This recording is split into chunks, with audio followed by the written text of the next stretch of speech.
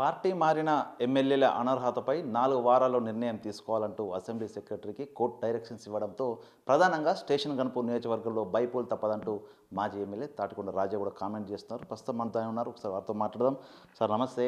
ఏంది అసలు bypoll తప్పదంటారా station గన్పూర్కు? మీరు కూడా కామెంట్ చేశారు, కొంచెం ఫుల్ జోష్లో కూడా ఉన్నారు ఇవాళ. అసలు ఏం ఏం చెప్తున్నారు మీ స్టేషన్ గన్పూర్? ఈ మధ్యకాలంలో వివిధ రాష్ట్రాలలో జరిగిన జడ్జిమెంట్ కావచ్చు, అసెంబ్లీ తీర్మానాలు చూస్తే అంటే నైతిక విలువల గురించి మాట్లాడే ఎమ్మెల్యేలు ఒక పార్టీ బీఫామ్తో గెలిచి, ఆ పార్టీ ఫండ్తో గెలిచి, వారి వ్యక్తిగత కారణాలతో లేదా వ్యక్తిగత అవసరాలకు స్వార్థపూరితంగా పార్టీలు మారుతున్నారు, పార్టీ ఫిరాయించి ఇంకో పార్టీలకు పోతున్నారనే ఉద్దేశంతో అనర్హత వేటు డిస్క్వాలిఫై చేస్తే 6 సంవత్సరాలు మళ్ళీ పోటీ చేసే అర్హత లేకుండా, ఇంకా కొన్ని రాష్ట్రాలలోనైతే వారికి వచ్చే పెన్షన్ కూడా ఇవ్వద్దని చెప్పేసి అంత గొప్పగా పోతున్నారు. ఆ క్రమంలో తెలంగాణలో ప్రత్యేకంగా బీఆర్ఎస్ పార్టీ నుండి గెలిచి కాంగ్రెస్ పార్టీకి పోయిన వాళ్ళందరూ కూడా ఈరోజు ఎందుకు పోయినారా బాబు అని చెప్పేసి మళ్ళీ వెనక్కి రావాలని ఆలోచనతో ఇప్పటికే 3 వెనకొచ్చితని కూడా సిద్ధంగా ఉన్నట్టు తెలుస్తూ ఉన్నది. కారణం ఏంటంటే ఏ ఆశతోనైతే కాంగ్రెస్ పోయిందో అనుకున్న స్థాయిలో ఇచ్చిన హామీలు నెరవేర్చలేని పరిస్థితున్నాయి. ఆన్గోయింగ్ కనీసం బీఆర్ఎస్ పార్టీలో ఆన్గోయింగ్ ప్రోగ్రామ్స్ కూడా ఈరోజు వెల్ఫేర్ ప్రోగ్రామ్స్ అవి కూడా ముందుకు సరిగ్గా పోతలేవు. రైతు భరోసా పేరు పెట్టిండ్రు, ఇంతవరకు కలుపులు దిత్తంటే ఇప్పటివరకు పైసా అయ్యని పరిస్థితి కనబడుతున్నది. రైతు రుణమాఫీ చూస్తే 40-45% ఇప్పటివరకు అయింది. ఒక మంత్రి మాట్లాడేదానికి ఇంకో మంత్రి మాట్లాడేదానికి మరి పొచ్చుక లేకుండా మాట్లాడడం జరుగుతుంది, వాళ్ళ కలుస్తలేదు భాష. సో ఈ క్రమంలో అధికార పార్టీలకు పోవాలంటే ఏదో ఒక కారణం, ఉదాహరణకి నేనున్నాను, అధికార కాంగ్రెస్ పార్టీకి రాజీనామా చేసి, ఎమ్మెల్యే పదవికి రాజీనామా చేసి, తెలంగాణ రాష్ట్ర సాధన కోసము మళ్ళీ ఉద్యమంలో తొలి దళితుడిగా నేను ఉద్యమ పార్టీకి పోయినా, అధికార పార్టీ వదిలిపెట్టేసి పోయినా, అక్కడ పోయి మళ్ళీ 33,000 మెజార్టీతో గెలిచిన. ఈరోజు ఎవరైతే ఎమ్మెల్యేలు వారు గెలిచిన పార్టీ వదిలిపెట్టి అక్కడ పోతున్నారంటే హేతుబద్ధమైన కారణం ఉండాలి. ఒకవేళ కనుక కడియం శ్రేయర్ అంటూ నేను అభివృద్ధి కోసము పోయిందని చెప్పిండు, మరి ఏ అభివృద్ధి సాధించినావు? గణపూర్లో అభివృద్ధి ఎజెండా ఏంది? నీకు ఏం తీసుకురానికి పోయినావు? ఉన్నాయి అంటే బీఆర్ఎస్ పార్టీలో మంజూరు చేసిన 100 మంచాల హాస్పిటల్ 37.5 కోట్లు మంజూరయ్యి రెడీగా ఉన్నాయి.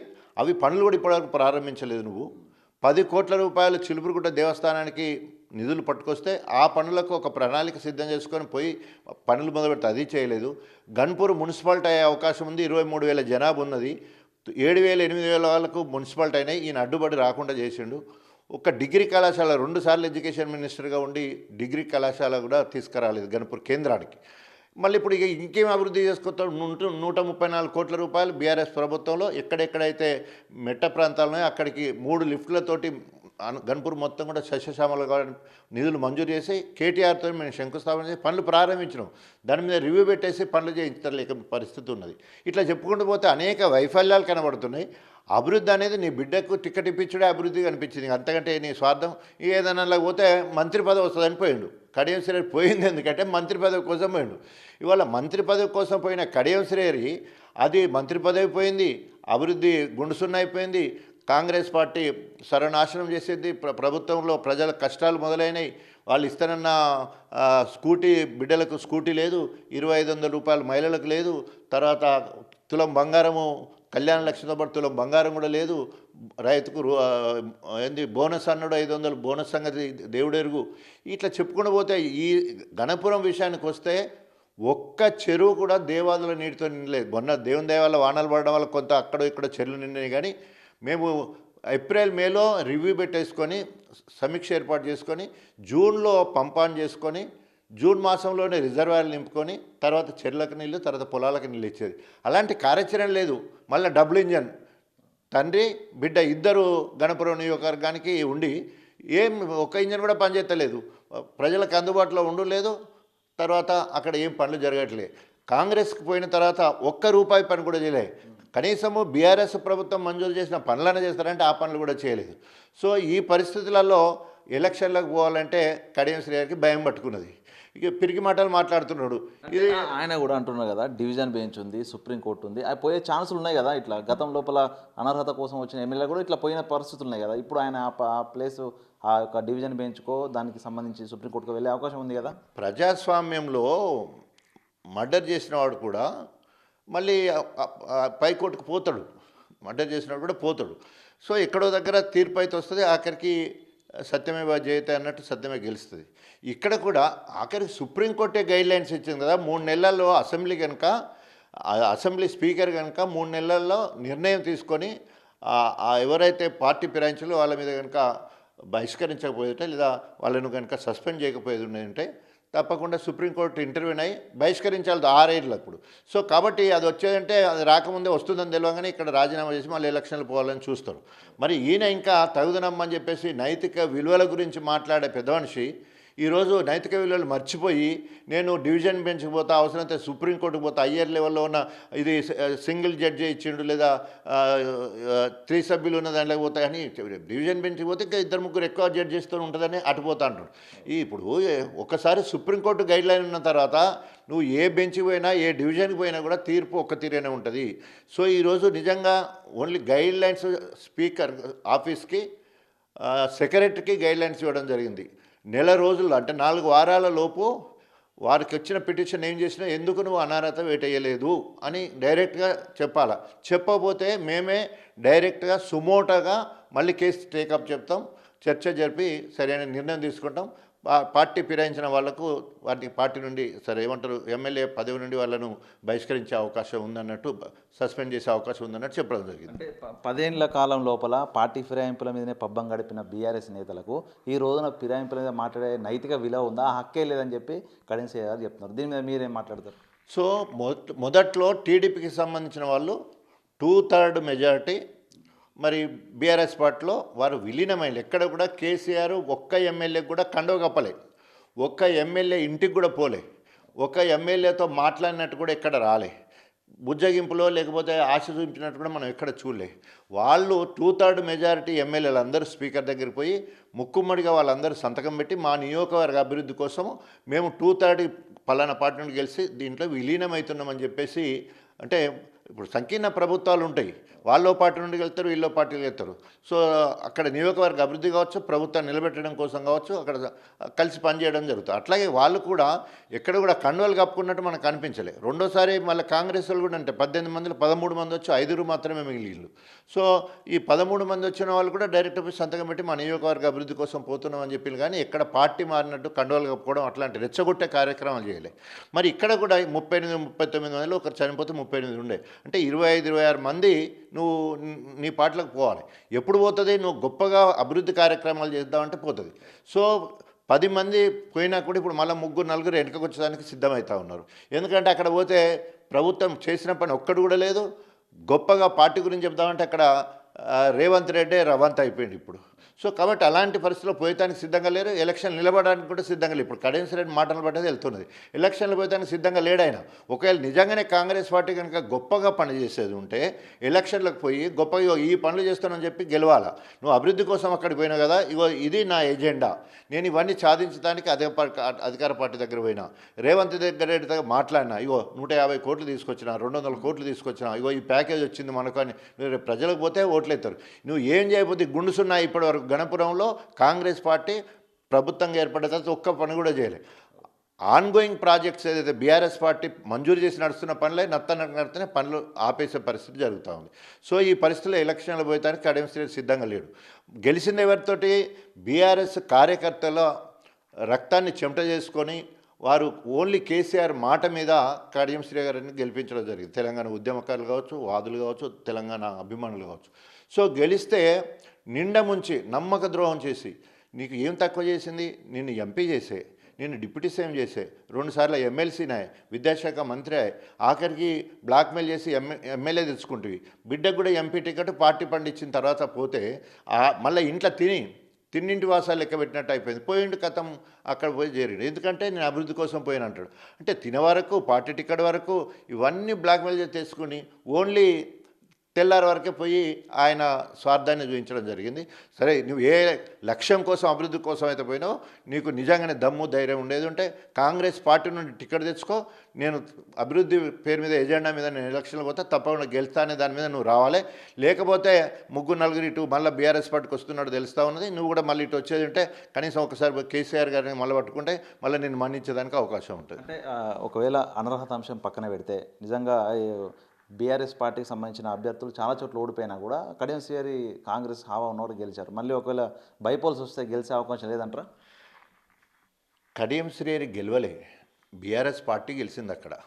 ఎందుకంటే 2011 అక్టోబరు నెలలో నేను రాజీనామా చేసి 2012లో మళ్ళీ చెప్తున్నా కాంగ్రెస్ పార్టీకి రాజీనామా, అధికార కాంగ్రెస్ పార్టీకి రాజీనామా చేసి ఎమ్మెల్యే పదవికి రాజీనామా చేసి తెలంగాణ జెండా పట్టుకొని నేను ప్రజల్లోకి వెళ్ళిన, తెలంగాణ సాధించడానికి నా ఎజెండా చెప్పిన, నన్ను 33,000 మెజార్టీతో గెలిపించాను. అంతకుముందు 12,000తో గెలిస్తే మళ్ళీ 33,000తో గెలిపించాను. ఆ రకంగా పోయినా నీకు నైతిక విలువలు ఉంటే అట్లా పోవాలి, గెలిచడానికి ఒక అవకాశం ఉంటుంది. తర్వాత మీరు అడిగినట్టు గణపూర్లో నిజంగా కడియం శ్రీహరి గెలవలే.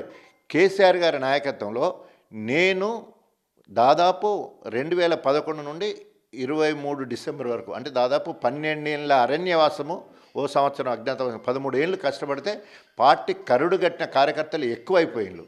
సో ఈరోజు మీరు ఒకసారి చూస్తే జనగాం నియోజకవర్గం నాకు ఇన్ఛార్జ్ ఇచ్చారు. నేను అక్కడ పనిచేయాలి, మళ్ళీ ఇక్కడ పనిచేయాలి. అంటే నా నియోజకవర్గ కార్యకర్తలు అక్కడ సగం ఇక్కడ సగం ఉండి పనిచేస్తే అవిభక్త వరంగల్ జిల్లా మొత్తంలో ఓన్లీ జనగాం కన్పూర్ గెలవడానికి కారణం ఏంటంటే 100%, మీరు ఎవరేమనుకున్న పర్లే, నన్ను నేను గొప్పగా చెప్పుకున్న పర్లే, కానీ నిత్యం ప్రజలలో ఉండడం వల్ల, కార్యకర్తలను కంటికి రెప్పలా కాపాడుకోవడం వల్ల, బీఆర్ఎస్ ప్రభుత్వం చేసే సంక్షేమ కార్యక్రమం ప్రజలకు తీసుకుపోయే కార్యక్రమం కావచ్చు, పాదయాత్రలు కావచ్చు, అనేక రకాలుగా చేసి మొత్తం కూడా కరుడుగట్టిన కార్యకర్తను సైనికుల లెక్క తయారు చేసినాం. సో అభ్యర్థిని చూడలే, అక్కడ బీఆర్ఎస్ పార్టీకి గెలవాలనుకున్నారు.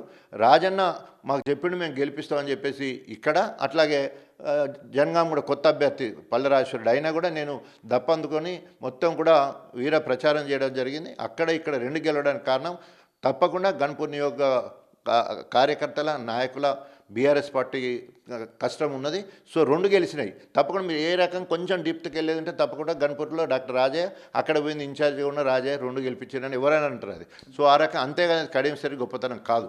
స్పీకర్ కనుక అనర్హత వేడి వేయకపోతే నెక్స్ట్ న్యాయపరంగానే ఎదుర్కొంటారా దీన్ని? నిరసనల పరంగా ప్రజలోకి తీసుకెళ్తా ఎట్లా, మీ స్టెప్ ఎట్లా ఉండబోతుంది? అంటే ప్రజలు తీర్పు ఇచ్చిండ్రు, ప్రజల తీర్పును మనం గౌరవించాలి.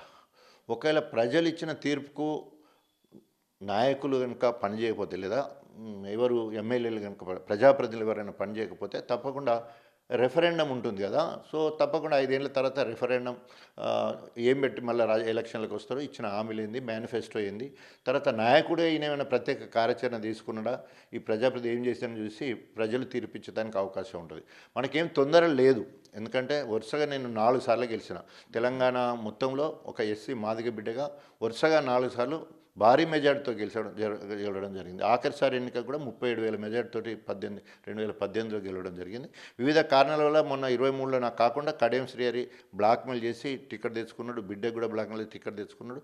నాకు రైతు సమితి రాష్ట్ర చైర్మన్ ఇచ్చారు, ప్రభుత్వం వచ్చేంటే ఎమ్మెల్సీ ఇచ్చి మంత్రి అన్నారు, లేదా ఎంపీ అన్నారు. సరే, ఇది అంతే ఏదైనప్పటికీ కూడా ఈరోజు వరకు కడియం శ్రీహరిని తెలంగాణ మొత్తంలో అందరికంటే ఎక్కువ నమ్మక ద్రోహం చేసిన వారు కడియం శ్రీహరి అంటున్నాడు.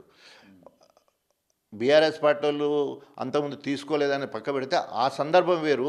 ఈయనకు ఏం తక్కువైందని ఎన్ని రకాల, ఇప్పుడు ఎన్టీ రామారావుకి ఎన్నుబడితే, చంద్రబాబు నాయుడుకి ఎన్నుబడితే, కేసీఆర్ కూడా ఎన్నుబడితే, పార్టీ టికెట్ ఇచ్చింది ఎన్టీ రామారావు గారు, మార్కెట్ మంత్రి, కథం అయిపోయింది, చంద్రబాబు గుట్లో జరిగింది. అక్కడి పోగానే సోషల్ వెల్ఫేర్ మినిస్టరు, తర్వాత సోషల్ మినిస్టర్ అయిపోయిన ఎడ్యుకేషన్ మినిస్టరు, తర్వాత ఇరిగేషన్ మినిస్టర్. సో అవన్నీ మంచిగా అనుభవం. 9.5 సంవత్సరాలు ఏకదాటిగా వరంగల్ జిల్లా మొత్తానికి ఏకైక మంత్రి. ఏమైంది అభివృద్ధి మరి? అప్పుడు డిగ్రీ కళాశాల ఎందుకు తీసుకురాలి? నువ్వు ఎడ్యుకేషన్ మినిస్టర్ ఉన్నప్పుడు, జిల్లా మొత్తానికి ఒక్క మంత్రి ఉన్నప్పుడు కూడా గణపూర్ నియోజకవర్గం అభివృద్ధి కావాల్సి ఉన్న అనేక రకాలుగా, అది కాలే. నెంబర్ 2, మళ్ళీ చంద్రబాబు నాయుడుకి ఎన్నుబడిసి కేసీఆర్ దగ్గరకు వచ్చి రాగానే ఎంపీ, డిప్యూటీ సీఎం, 2 సార్లు ఎమ్మెల్సీ, మళ్ళీ ఎడ్యుకేషన్ మినిస్టరు, మళ్ళీ ఎమ్మెల్యే, బిడ్డకి ఎంపీ, పార్టీ ఫండ్. నీకు ఏం తక్కువ ఉన్నది చెప్పు. అందుకనే తెలంగాణ మొత్తం కూడా ఇవాళ గణపురం ముఖాన్ని చూస్తున్నారు. తెల్లం వెంకటరావు ఎవరో తెలియదు, దానం నాగేందర్ ఏమైతే ఎవరు పట్టించుకోడు. కానీ ఈయన గురించి, ఈయన నమ్మక ద్రోహం గురించి గింత నమ్మక ద్రోహం ఉంటుందని చెప్పేసి తెలంగాణ ప్రజలందరూ కూడా ఈయన ఓడిపోవాలి, ఎలక్షన్ రావాలి, ఓడిపోవాలని మొక్కుతున్నారు. గన్పూర్ నియోజకవర్గం అయితే ఇంటింటే ఇదే చర్చ. ఎలక్షన్లు వస్తాయి, ఎప్పుడు ఎలక్షన్లు వస్తాయి. అంతకుముందు ప్రభుత్వ కార్యక్రమాలు చేస్తే ఒక పండుగ వాతావరణంలో ఉండి, ఇప్పుడు భయంగా గుప్పిట్లో పానం పట్టుకున్నట్టు ప్రోగ్రాములు లేవు.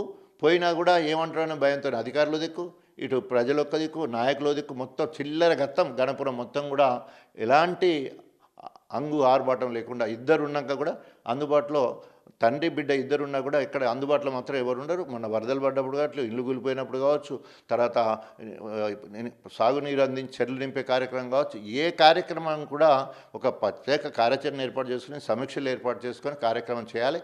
మొత్తం ఒక పెద్ద నీరేటి లెక్క బాణాలు పడుతుంటే నేను చెర్ల పొంటి, కట్టెల పొంటి, వాగుల పొంటి తిరిగేవాడిని.